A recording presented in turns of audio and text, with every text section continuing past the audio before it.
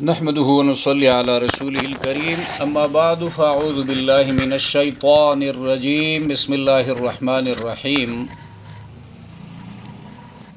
حضرات سامعین و ناظرین، اللہ تبارک و تعالیٰ کے فضل و کرم سے سورۃ البقرہ کا ترجمہ اور مختصر بقدر ضرورت تفسیر مکمل ہو گئی۔ اب اس کے بعد سورۃ آل عمران شروع کرتے ہیں اور اللہ تبارک و تعالیٰ سے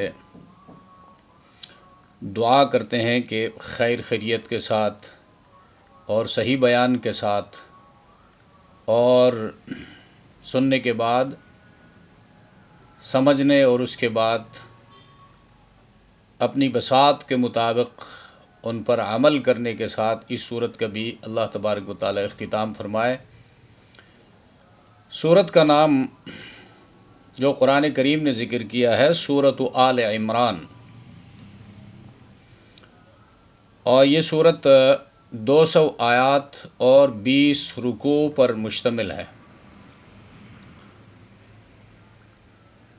اور سورہ انفال کے بعد یہ سورت نازل ہوئی ہے اور سورۃ الاحزاب سے پہلے اس کا نزول ہے، اور نزول کا دورانیہ 3 ہجری اور 9 ہجری کے درمیان ہے۔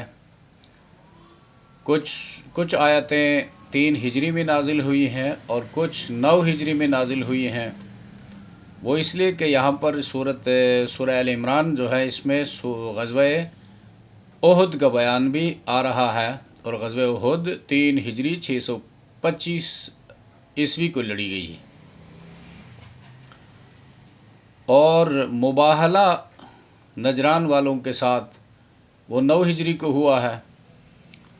تو یہ بھی پہلے بتایا جا چکا ہے، سورت کا مکی مدنی ہونا اس کے اکثر آیات یا اکثر مضامین کے حوالے سے ہے۔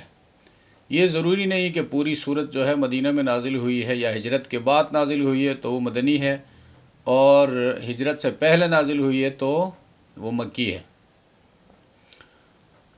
تو سورہ آل عمران اس کا قرآنی نام ہے۔ اس کے علاوہ بھی اس کے مفسرین نے نام اس کے بتائے ہیں۔ سورہ طیبہ ہے، سورہ امان ہے، اور سورۃ الکنز ہے خزانہ، اور سورہ معینہ ہے، معینہ مدد کرنے والی، اعانت کرنے والی، یعنی اس سورت کے مضامین اپنے پڑھنے اور عمل کرنے والے کی گفتگو کے دوران، بحث و مباحثے کے دوران اعانت اور مدد کرتے ہیں۔ سورہ مجادلہ بحث و مباحثہ کو کہتے ہیں، یہاں پر بھی بحث و مباحثہ ہے وادی نجران کے وفد کے ساتھ۔ اور سورۃ الاستغفار، یہ سورت کے ناموں کی کثرت اس کے عظمت پر دلیل ہے، اور سورت کا سورہ فاتحہ اور سورہ بقرہ کے ساتھ ربط اور مناسبت ہے۔ سورہ فاتحہ کے اندر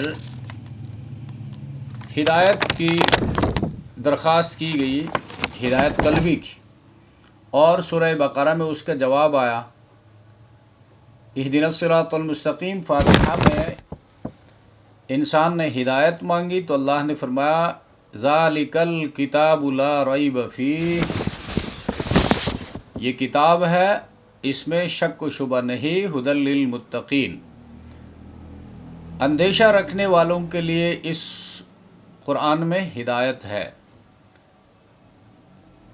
اور اسی طرح سورہ آل عمران میں خطاب کا رخ عیسائیوں کی طرف ہے، بنی اسرائیل کے 2 گروہ، یہود اور نصارہ، یہودی اور عیسائی۔ سورۃ البقرہ میں خطاب کا رخ زیادہ تر یہود کی طرف تھا، اور عیسائیوں سے مخاطب تھا اللہ سورہ بقرہ میں سرسری طور پر، اور اب سورہ آل عمران میں خطاب کا رخ عیسائیوں کی طرف ہے، اور یہود کا ذکر سرسری طور پر آئے گا۔ اسی طرح سورۃ الفاتحہ میں 3 طبقات کا ذکر ہوا، جن میں سے انعمت علیہم یعنی انعام یافتہ طبقہ، ان کا ذکر سورہ فاتحہ کے بالکل پہلے رکوع میں کیا گیا۔ اس کے بعد مغضوب علیہم، جن پر اللہ کا غضب نازل ہوا، وہ فرقہ حدیث کے مطابق بطور مثال حدیث میں بتائی گئی ہے یہود ہیں۔ اب یہود کیوں مغضوب علیہم ہوئے؟ ان کی گمراہیاں، ان کا بیڈ کریکٹر، اور پھر ان کو سمجھانے کا انداز اور وہ تعلیمات، پھر امت مسلمہ کے لیے اس میں جو سبق اور عبرت کا سامان ہے وہ بیان کیا گیا سورہ بقرہ میں۔ اور فاتحہ کے اندر تیسرا طبقہ بیان ہوا تھا الضالین۔ ضالین یعنی گمراہ، جنہوں نے راستے کا انتخاب کیا ہے لیکن غلط راستے کا، صراط مستقیم کو انہوں نے گم کر دیا ہے۔ تو یہ گمراہ کون لوگ ہوتے ہیں؟ حدیث میں تو بطور مثال نصارہ کا کہا گیا ہے، عیسائی ہیں، لیکن جن لوگوں کے اندر یہودیوں یا عیسائیوں کی وہ صفات آ گئی جن کی وجہ سے وہ گمراہ ہوئے، تو اس امت کے وہ لوگ بھی گمراہ ہی کہلائیں گے، وہ ضالین کہلائیں گے۔ اسی طرح سورۃ البقرہ کے آخر میں فرمایا وانصرنا علی القوم الکافرین، یا اللہ کافر قوم کے مقابلے میں ہماری مدد فرما۔ تو یہاں پر سورہ آل عمران میں ابتدائی وفد نجران کے ساتھ بحث و مباحثہ ہوا، اور اس میں اللہ تبارک و تعالیٰ نے اپنے بندوں کی خوب مدد فرمائی، نبی کریم صلی اللہ علیہ وسلم اور صحابہ کرام کی، اور ان کو غالب کر دیا۔ مناظرے میں وفد نجران کے بڑے بڑے وہ شکست کھا گئے۔ اس طرح اس کے بعد وانصرنا علی القوم الکافرین سورہ بقرہ کی آخری آیت ہے، اس میں مدد کی درخواست کی گئی۔ تو غزوہ احد میں مشرکین کے ساتھ مڈ بیڑ ہوئی مسلمانوں کی، اللہ تبارک و تعالیٰ نے خوب مدد فرمائی، مسلمانوں کو کامیابی سے ہمکنار فرمایا، اور مشرکین مکہ خائب و خاسر واپس ہو گئے۔ اس طرح سورۃ البقرہ میں انسانیت کا باپ آدم علیہ السلام، جو پہلا انسان اور پہلے پیغمبر تھے اللہ کے، سورہ بقرہ اس کے تذکرے سے شروع ہوا ہے انبیاء میں سے۔ اب یہ سورت جو ہے سورہ آل عمران، اس میں قومی پیغمبروں کا آخری پیغمبر یعنی بنی اسرائیل کا آخری پیغمبر حضرت عیسیٰ علیہ السلام کا ذکر ہے۔ اور سورۃ البقرہ کے اندر خانہ کعبہ کا تذکرہ ہے کافی آیتوں میں، کہ وہ ملت ابراہیمی کا قبلہ ہے، اور یہاں پر یہ بیان کرے گا کہ دنیا میں پہلا گھر بھی وہی ہے اللہ کا جو تعمیر کیا گیا۔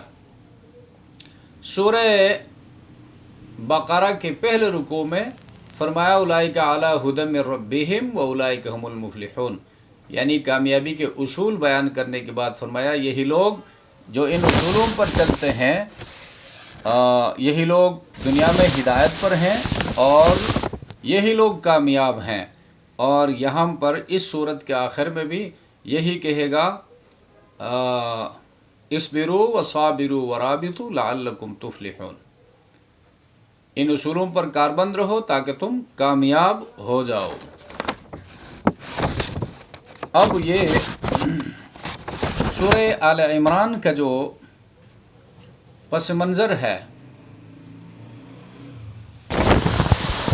اس میں اس پس منظر کو سمجھنا ضروری ہے۔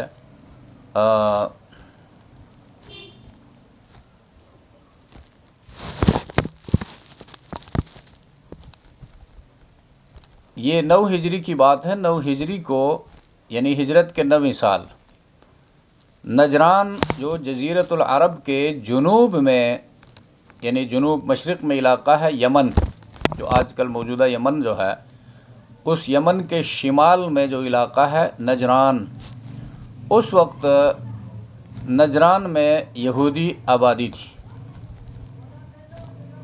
یہودیوں کی آبادی تھی۔ تو آج کل تو وہاں یہودیوں کی آبادی نہیں ہے، مسلمان ہیں۔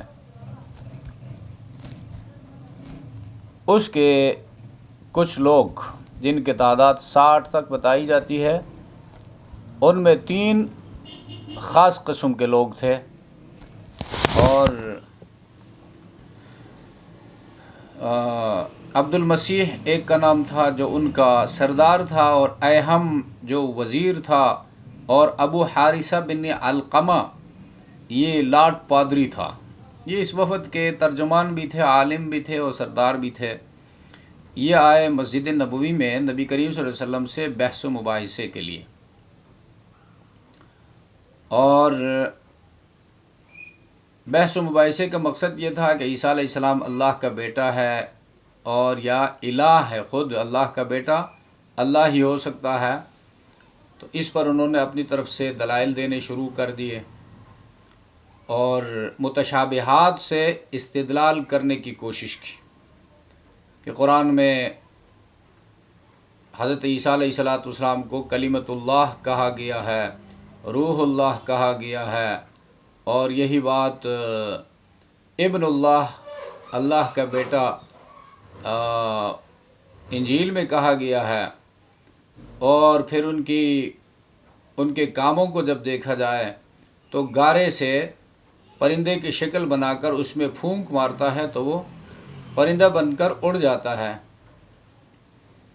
اس طرح جو بندہ صبح اپنے گھر سے آتا تھا وہ کیا کھا کر آتا تھا، اور اس کے گھر میں کیا کچھ ہوتا تھا، اشیاء خورد و نوش میں سے وہ بتا دیا کرتے تھے۔ برس کے مریض کو اور مادرزاد نابینا، جو پیدائشی نابینا ہوتا تھا، اب ان کا میڈیکل سائنس میں اب بھی علاج نہیں ہے، حضرت عیسیٰ علیہ السلام ان کے اوپر دم ڈالتے تھے، ان کو جاڑتے تھے تو ان کی بینائی واپس آتی تھی، اور وہ بیماری برس کی دور ہوتی تھی، ٹھیک ٹھاک ہوتا تھا۔ تو یہ جو ہے وہ خدا کا بیٹا ہی کر سکتا ہے۔ اس قسم کے دلائل انہوں نے پیش کرنے شروع کر دیے، اور یہ ٹھہرے تھے مسجد حرام کے اندر۔ اور مسجد حرام کے اندر مفسرین فرماتے ہیں انہوں نے مشرق کی طرف رخ کر کے اپنی عبادت ادا کرنا چاہا، تو صحابہ کرام نے ان کو روکنے کی کوشش کی، لیکن اللہ کے رسول نے صحابہ کرام کو روک دیا اور ان کو اجازت دی کہ تم اپنی مذہب کے مطابق اس میں عبادت ادا کر سکتے ہو۔ تو کفار، چونکہ عیسائی بھی مشرک ہیں، کافر ہیں، اور یہودی بھی کافر ہیں اور مشرک ہیں، تو ان لوگوں کا مسجد حرام میں داخلہ تو ممنوع ہے، لیکن مسجد حرام کے علاوہ دنیا کے کسی مسجد میں ان کا داخلہ ممنوع نہیں ہے۔ دنیا کے کسی اور مسجد میں وہ جا سکتے ہیں، اور دلیل یہی واقعہ ہے، وفد نجران والوں کا واقعہ دلیل ہے، اللہ کے رسول نے ان کو مسجد کے اندر ٹھہرنے کی اجازت دی ہے۔ تو اس دوران رسول اللہ صلی اللہ علیہ وسلم اور ان کے درمیان گفتگو ہوئی۔ اس گفتگو کا خلاصہ یہ ہے، رسول اللہ صلی اللہ علیہ وسلم نے فرمایا ان سے، ان کے ان باتوں کے پس منظر میں ان سے کہا، کیا تم نہیں جانتے ہو کہ تمہارا رب حی لا یموت ہے، یعنی سنس ایور فار ایور، ہمیشہ سے ہے اور ہمیشہ رہے گا، اور عیسیٰ علیہ السلام پر موت آئے گی۔ نجرانی اس جواب میں انہوں نے کہا ہاں ہم تسلیم کرتے ہیں۔ تو نبی کریم صلی اللہ علیہ وسلم نے فرمایا، کیا تمہیں اس بات کا علم ہے کہ بیٹا باپ کے مشابہ ہوتا ہے؟ تو نجرانیوں نے اس کے جواب میں بھی کہا کہ بالکل مانتے ہیں اس بات کو۔ پیغمبر علیہ السلام نے فرمایا، اللہ تعالی الحی القیوم ہے، تمام کائنات کا محافظ ہے اور رازق ہے۔ کیا عیسیٰ علیہ السلام بھی ایسے ہیں؟ یہ ان پر سوال کیا۔ تو نجرانی وفد نے کہا نہیں عیسیٰ ایسے نہیں ہیں۔ نبی علیہ السلام نے سوال کیا کیا تم جانتے ہو کہ اللہ تبارک و تعالیٰ پر کائنات کی کوئی چیز مخفی نہیں، وہ زمین اور آسمان کے ذرے ذرے کا علم رکھتا ہے، کیا عیسیٰ علیہ السلام بھی ایسا ہی علم رکھتے ہیں؟ تو نجرانیوں نے کہا نہیں۔ نبی کریم صلی اللہ علیہ وسلم نے ان سے پوچھا کہ تمہیں علم ہے کہ اللہ تعالیٰ کھانے پینے، موت اور جسمانی علائشوں سے پاک، اور عیسیٰ علیہ السلام کھاتے تھے، پیتے تھے اور دیگر حوائج کے بھی پابند تھے۔ تو نجرانی وفد نے کہا ہم تسلیم کرتے ہیں یہ بات۔ تو نبی علیہ السلام نے فرمایا پھر تم کیسے عیسیٰ علیہ السلام کو ابن اللہ یا اللہ کہتے ہو؟ وہ لاجواب ہو گئے لیکن پھر بھی ایمان نہ لائے۔ تو سورہ آل عمران کی شروع کی آیات عیسائیوں کے انہی عقائد باطلہ کی تردید میں ہے، اور یہ بتایا ہے کہ عیسیٰ ابن اللہ نہیں ہے بلکہ ابن مریم ہے، مریم کا بیٹا ہے اور اللہ کے رسول ہیں۔ تو آل عمران یعنی عمران کی فیملی، تو یہاں پر عمران کی فیملی سے مراد عمران یہ دو گزرے ہیں۔ حضرت مریم کے والد بزرگوار، اس کا نام بھی عمران تھا، اور بیٹی مریم، اور ان کا پھر بیٹا ہارون تھا، مفسرین نے ذکر کیا ہے، اور ایک دوسرے مریم جو کئی سو سال پہلے گزرے ہیں، حضرت موسیٰ علیہ السلام کے باپ موسیٰ بن عمران، یعنی موسیٰ علیہ السلام عمران کا بیٹا، اور وہاں پر بھی اس کے دوسرے یعنی موسیٰ علیہ السلام کے بھائی کا نام ہارون علیہ السلام، وہ بھی پیغمبر تھے۔ اور اس کے ساتھ حضرت مریم کی والدہ کا ذکر بھی ہے، اور حضرت مریم کی والدہ اور حضرت زکریا علیہ السلام کی گھر والی حنہ اس کا نام تھا، یہ دونوں بہنیں تھیں۔ اور مریم کی پیدائش کا، ان کی پرورش کا ذکر، یہ تمام تر تفصیلات اس صورت میں رکوع نمبر 4 سے بیان ہوئی ہیں۔ لہٰذا اس حوالے سے صورت کو سورۃ آل عمران، وہ صورت جس میں عمران کی فیملی کا تذکرہ ہے، جس طرح سورۃ البقرہ کہا، وہ صورت جس میں گائے کا تذکرہ ہے، گایا ذبح کرنے کا حکم ہے، اس کی حکمت کیا ہے، کیوں ذبح کرنے کا حکم دیا گیا، تو اس حوالے سے سورت کا یہ نام رکھا گیا ہے۔ اور